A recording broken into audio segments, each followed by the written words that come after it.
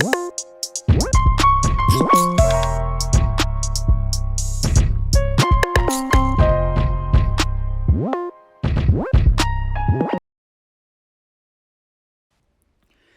à toutes et à tous. Comme on le dit, nul citoyen ne peut se soustraire de son honorable obligation de contribuer aux charges publiques. C'est ainsi que disposait l'article 101 de la fameuse Constitution française de 1793. Alors, dans le cadre de cette vidéo, vous serez initié à l'étude du droit fiscal, c'est-à-dire que faut-il entendre par fiscalité ou par droit fiscal, et finalement, nous allons vous donner les sources que pourrait avoir le droit fiscal. Alors, si vous n'êtes pas encore abonné, abonnez-vous et activez la cloche de notification de sorte à être informé relativement à toutes les vidéos que la chaîne Jurisconseil fera. Alors, la fiscalité est une matière juridique qualifiée de droit fiscal et qui est en réalité une branche du droit public, c'est-à-dire mettant en relation l'État et les citoyens. Dans ce droit, l'État est représenté par l'administration fiscale et les citoyens, par les particuliers, moi, vous et tout le monde. Voilà. Alors, il faut entendre par droit fiscal un ensemble de règles, de lois, de mesures et même de pratiques servant à déterminer l'impôt sur un territoire particulier ou à déterminer l'impôt concernant une collectivité locale.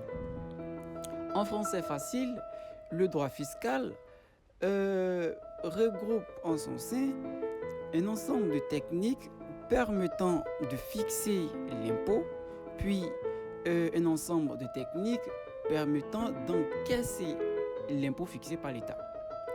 Voilà. Alors, la fiscalité, il faut le dire et même il faut l'affirmer, est tributaire de l'évolution de l'activité économique. C'est-à-dire quoi?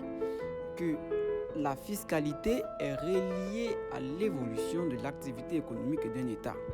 Or, l'activité économique diffère d'un État à un autre, ce qui nous permet de dire que la fiscalité diffère d'un État à un autre.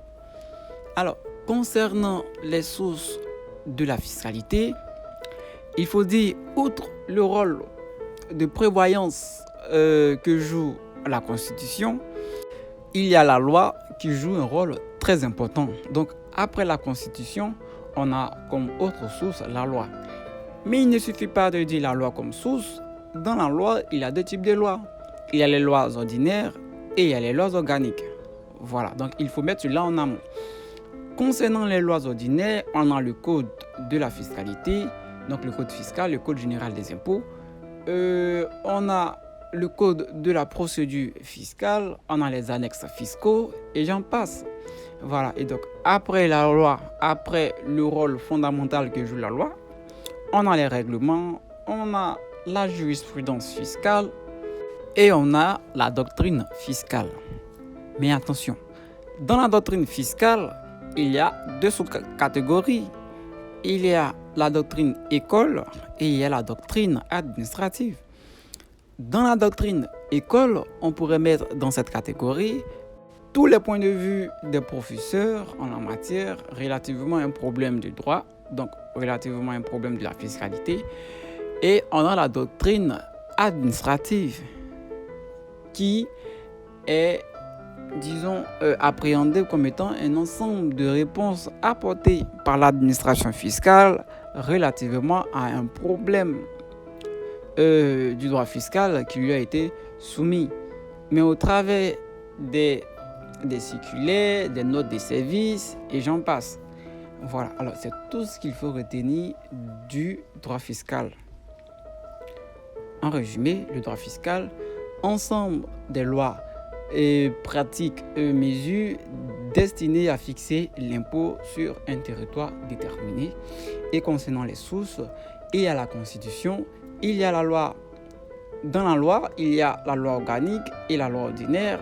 Puis on a les règlements, on a la jurisprudence fiscale, on a la doctrine fiscale qui est composée de la doctrine école retranscrite dans l'ensemble des points de vue ou des ouvrages produits par les professeurs. Puis on a la doctrine administrative qui est régie par l'ensemble des réponses apportées par l'administration relativement à un problème de fiscalité qui lui a été proposé ou soumis au moyen des circulaires, des notes de service, et c'est fini. Alors, on vous souhaite une bonne fin de journée et à toutes.